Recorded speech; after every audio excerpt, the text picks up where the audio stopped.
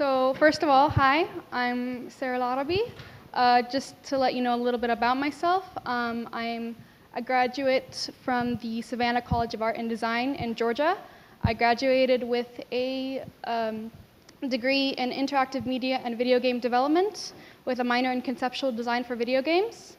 I have also worked on freelance for some local and international game companies, like Japanese companies, Joymax, and some local advertisement agencies, different things like that.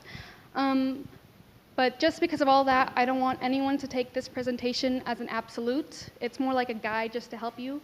But with the industry always changing as it is, you don't want to take anything, as I say, as 100% fact. All right, so the production process for the video games. What I'm going to do basically is explain to you how a video game is developed, what jobs you can get into, how to get into it, and how to expose yourself if you want to get into the industry. The production process is broken down into three main parts: the pre-production process, the production process, and post-production, which is pretty straightforward. But the production process for video games is not linear. They go back and forth all the time. If they don't like an idea in production, they'll go back, scrap it, go to pre-production.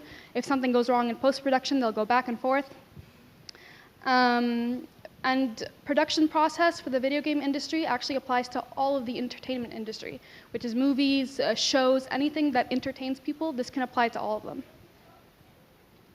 All right, so the pre-production starts off with a pitch, which is a selling point. Basically, someone in a company will go to the main head, the CEO, and tell them about the idea, tell them why this is going to be a good idea, why it's going to sell, which demographic they're selling to, everything. After that, they do something called a concept development or production plan, which is they basically try to figure out how they're going to lay things out in a brief form, which goes with the pitch. Now, the biggest part of pre-production, arguably, is the technical design document, which is basically the holy grail of video game development. In the technical design document, which is here, everything you can imagine in a video game is mapped out and written. Everything from the AI, from the enemies, from what the main player is like, his age, his race, his gender, how many levels there are. Everything that you see in a video game has an extensive written description on it. And this goes and gets approved and they figure everything out. As well with the technical design document, it's when they do a lot of copywriting and permissions. Most games borrow from about 4 or 5 main engines. If you play games, you're going to know them: Unity, CryEngine, different engines. So when they want to develop a game, they actually have to go to the main developer of the engine, ask for permission, get the permission, and then make sure they have no copyrighted material. If you have a game that has copyrighted material, you have to get permission from the different sources. So there's a lot of processing behind the development before they can start anything. After they figure all that out, they figure out prototyping, which is when they bring in the concept artists and they bring in the developers and they figure out something very small, a very, very messy almost kind of game, just to see what works, what doesn't work. If it doesn't work, do we scrap it? If it works, how do we make it better? Everything is figured out really, really briefly. Something I want to differentiate is concept versus promo illustration. If you're an artist, you might be considering concept art, but there's a very big difference between concept art and illustration. Sometimes they sell what they call concept art, but it's actually an illustration. You know when you buy a video game or a movie and it comes with it as an art book, and they say the making of Assassin's Creed or the making of whatever game. Actually, all of that is illustration and not really concept. Concept art is the figuring out of what the design is going to look like as a whole. And this applies to movies, TV shows, video games, anything where there's a design, there has to be a concept art behind it. Figures out everything from what the person is wearing, what the scene's going to be like. And then once that's polished in the prototype, then they submit it as official work through the illustration. They don't really ever release concept art in the beginning because when you have the prototyping being done, they don't want anyone to get attached to an image they might not use. When you have concept artists, they design so many different things. They have like 30 different pages of art and how to design things and what do they look like, and most of them is going to get scrapped. But at the end, they pick the 2. So in the upper right corner, they've got the final designs for, yes, Gears of War, thank you. But that's actually not what the original idea was. So this is part of the pre-production process where they figure out every little detail. They sit down with the art director and figure everything out. Now, this is Shrek, and on the right is actually the original concept art for Shrek. And it's nothing like you see. One of the biggest problems with pre-production is that you're going to have to go through a lot of people, and this is one of the job opportunities you can have if you're an artist and you like to design things. And this is personally my expertise. The problem with concept art in big companies is you have to go through a lot of people. Anything with the prototyping and the pre-production, anything trying to figure it out, you're going to go through a lot of people. You're going to go through the creative art director, try to see his vision, implement the lead director's vision, go through the writers and the game designers and the copywriters, and go through the animators and the 2D artists and the 3D artists. Everyone kind of has to work together. And at the end of the day, you have to make sure you're not actually copywriting anyone and you're not hurting anyone, because at the end of the day, it is media and you can get into trouble. So there's a huge process. For example, if a game takes about 1 year of development, it takes 6 to 8 weeks just to do pre-production, just to write everything out and sketch everything out before they can go into it. Now, finally we get to production, and production itself is the longest but most important stage of video games, as I'm sure you're aware. There is the design stage, which is, arguably the biggest, most important design and biggest, most important stage of video game design, because that's the core. Video games is visual. And then you've got the programming, the level creation, the official art production, which is the illustration that I was talking about. And they take the concept art and they make it finalized. The audio production is actually a really, really big part. If you guys ever notice in video games or movies or shows, they all have very cinematic, very strong kind of soundtracks, and that's all audio production. If you're a music major, you can actually go into the entertainment industry and work for them. And everything from the footsteps on the ground and the gunshot and a window being broken and a door being closed, that's all done in audio, and it's done over and over again. Then finally, after all this is put together, they go through testing. They test it over and over and over again. And I know a lot of people who come to me like, oh my God, I'd love to be a video game tester. I just want to play video games my whole life and get paid to do it. I'm going to go over that in a little bit, but it's really not that great. Finally, after all that is done, they start to go through advertising and promotion. They hold those big showcases where they go out and talk about the game and try to promote it and send out teaser trailers just to tease people into wanting to buy the game before it's actually finished. So there's this whole process, and it's a very, very extensive, long process. All right, so this is just the design. The design covers everything. Just the graphics alone, there's so much things to cover. After you finish the concept art, they give it to the graphics artists. They model it in polygons and different programs like Maya, 3ds Max. After that is done, they make sure it's shaded and textured. So in the upper left corner, you've got a difference between the model and the texture. They've got entire teams of 6 people just for applying paint on a model. And then they've got to design the heads-up display. What does the health bar look like? What does this look like? What does the tree in the corner look like? And this is all following the concept art in the beginning that they mapped out. What is the style we're going for? Are we going for a low polygon style? Are we going for a high polygon style? What it is, what's the vision? Different games have different kinds of visions, and they're going through each process to make sure it's following that vision. And when anything doesn't work, they scrap it and go back a couple steps. Then they've got level creation. After they do all the models, in most games, if you guys notice, they have repeating walls, repeating doors, and they change it a little bit. These are called modular kits. And basically, it's game assets that they put together. They create, a couple columns, a couple walls, and then they expand and just put everything together, like a bunch of Lego blocks being put together over and over and over again. And everything is designed in a precise way. Even for games that you don't think have a level, actually every single game, I guarantee you, has technically levels. And they just don't follow the whole, level 1, level 2, now you're entering level 3, but they're all designed in a specific way to get more challenging as it goes and to get better as it goes. Then you've got post-production.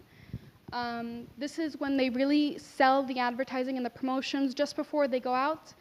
And this is when they have something called crunch time. The last couple weeks before the final publication of the game is when things really start to get fast, especially if you're working in the production, post-production teams. You're not going to get any sleep in post-production, basically.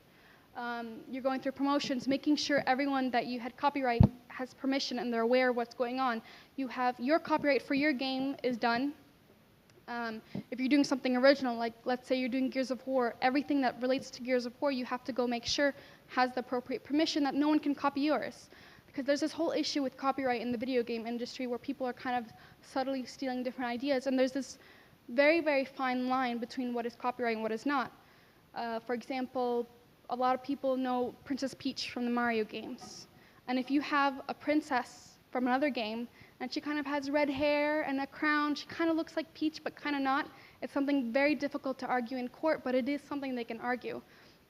So there is a very fine line that video gamers tend to tiptoe over because they want to get images into the series that people are aware of without really, putting something out there that's copyrighted and cause trouble for themselves. And finally, there's the maintenance. After everything's done and everything is out, there's, bug fixing, optimization, and quality assurance. They want to make sure the game's running smoothly, that there's no bugs, there's no issues.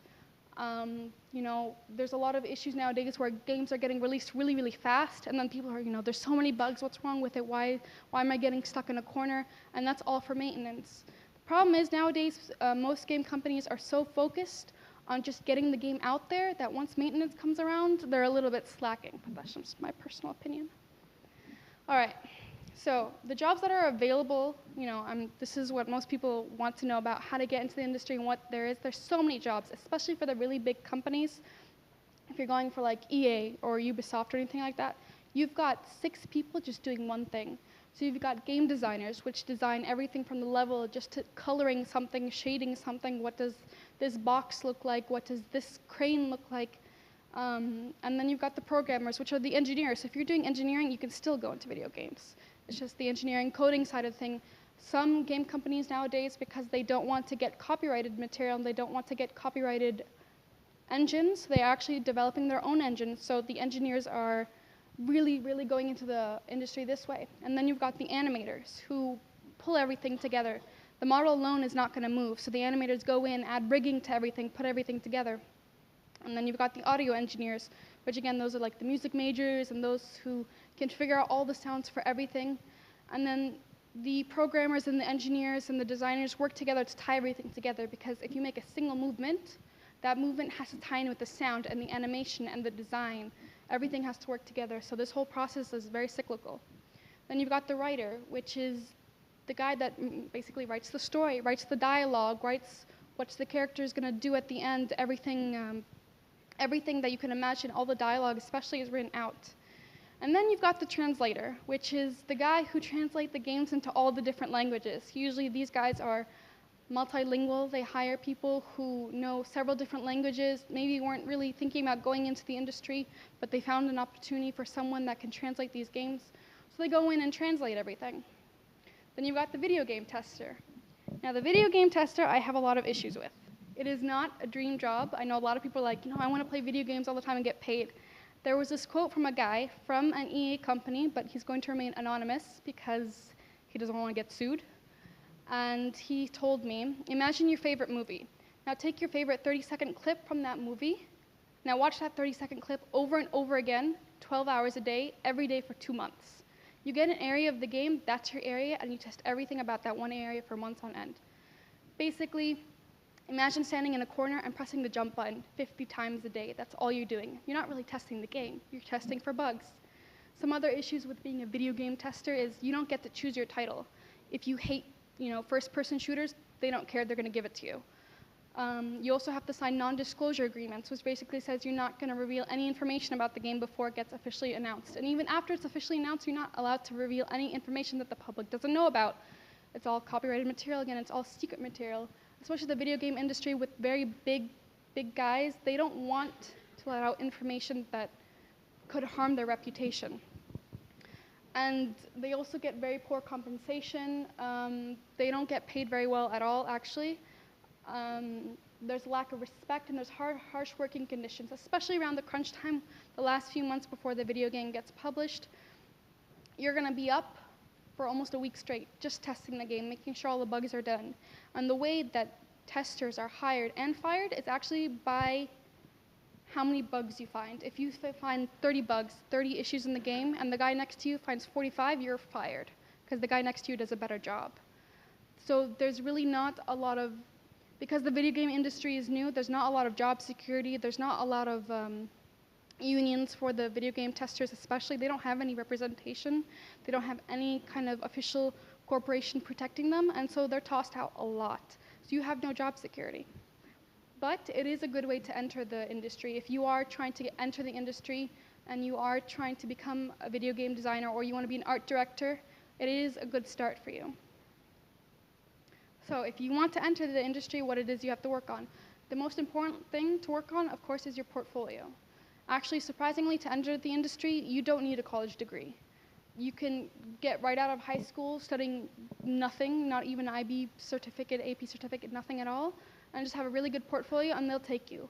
In fact, it doesn't even matter what experience you have. You can be an experienced designer for 10 years in the industry. Someone comes along, they like their portfolio better, you're fired immediately. Doesn't matter.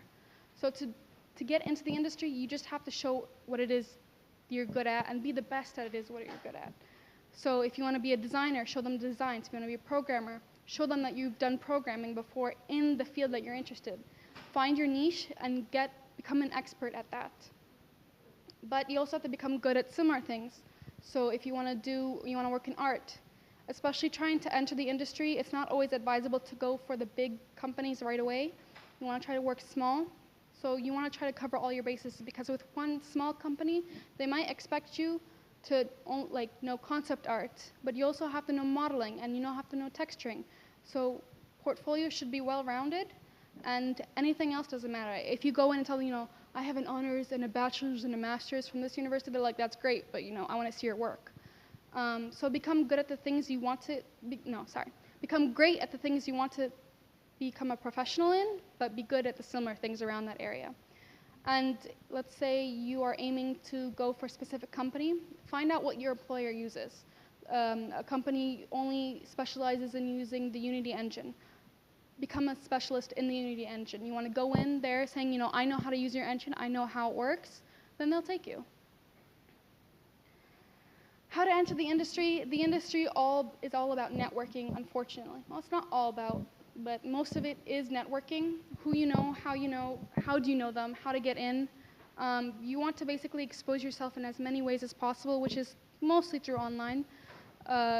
Share your work. You might have to do some freelancing work for a while, which is basically doing work on a single job basis. Someone tells you, okay, I just want a concept for this character. All right, done. So you're gonna have to do that for a while.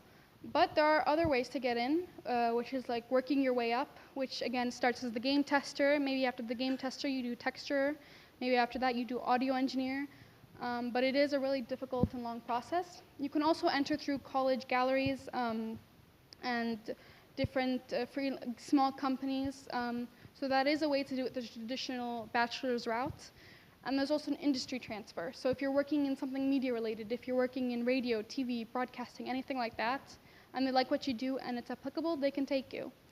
But honestly, a lot of it is how you expose yourself and what I like to call luck. For example, the new Call of Duty Black Ops was actually designed by a guy just showing his portfolio, and by luck, the company showed up and liked his work and hired him on the spot, even though he was like 16 years old. So it's all about getting out there. All right, so these are some resources you guys can use. It's a bunch of them, and I'll also put them online on the official event page, so you guys can read about it and go through the websites themselves. But basically what it's broken down to is all of it is exposing yourself as much as possible and learning from professionals. A lot of these sites are basically educational sites, tutorials to teach you, how do you do this, how do you develop a program in Maya, how do you do a design, how do I do a audio engineering, how do I attach this sound to this movement. There's a lot of things out there, and because it is a digital industry, all of it's going to be online. Most of the time, you're not going to be able to go out there and find something physical. Of course, there are workshops and there are schools, but it's not that often.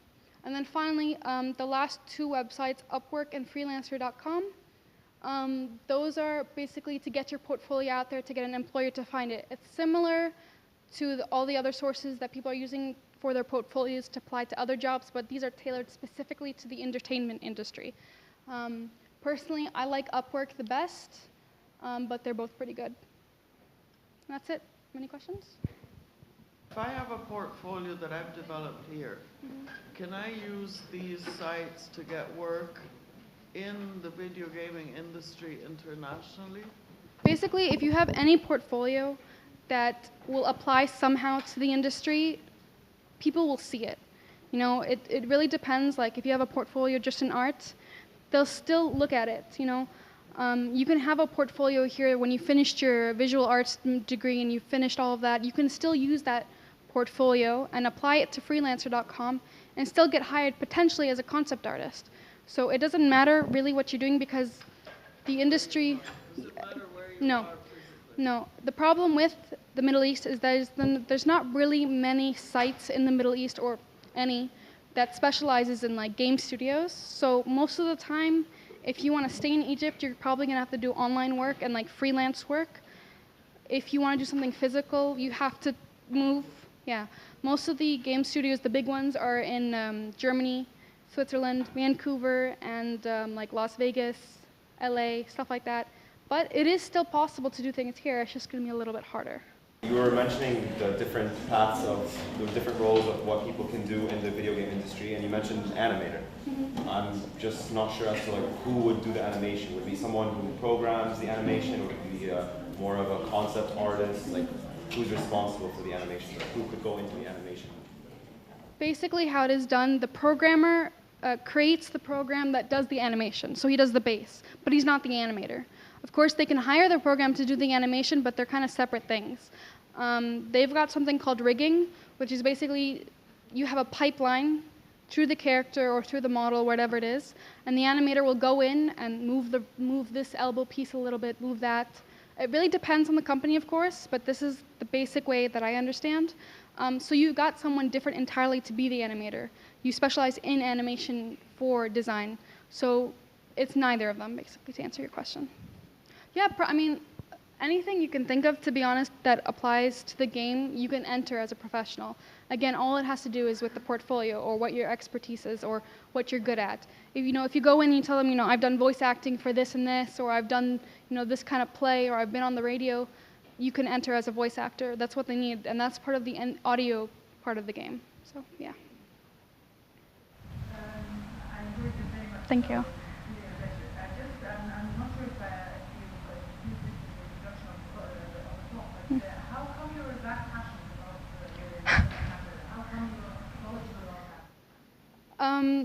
I mean, that was kind of it was a very personal journey for me, I guess. It actually started when I was 12, and I just happened to enter this online competition to design this character for a video game, actually.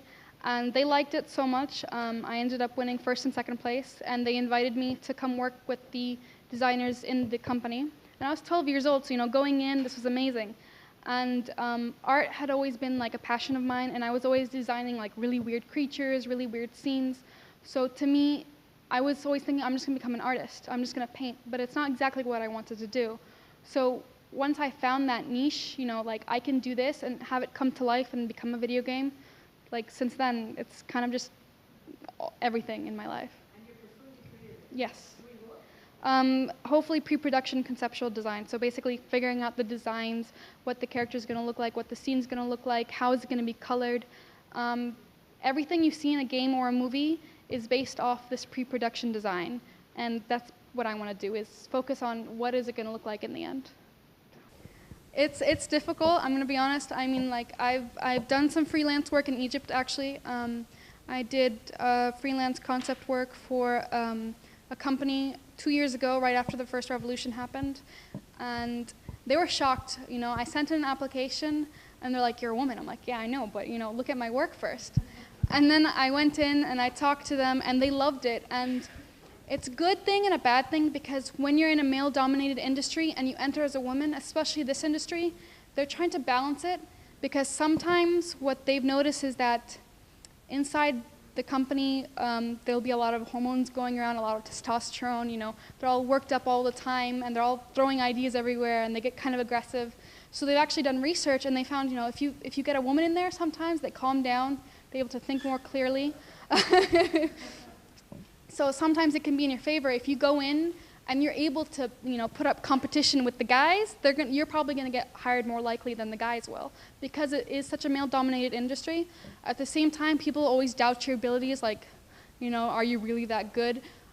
So what I found I do is actually present my work first, and I've actually picked up a pseudonym, so I'm anonymous, and just tell people like, this is my work, and then I'm like, yeah, guess what, I'm a girl.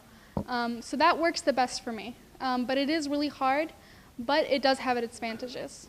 So this is the thing I can remember, to be honest. I can't remember the other link, but again, I specialize in conceptual art, so this is just something that I'm allowed to show. Actually, that's a big problem too when you're a freelancer.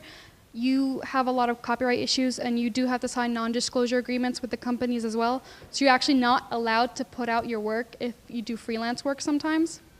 So a lot of my freelance work, I'm technically not allowed to show you because it was in development, and they have the copyright. I actually don't even have, it's not my property anymore, it's theirs.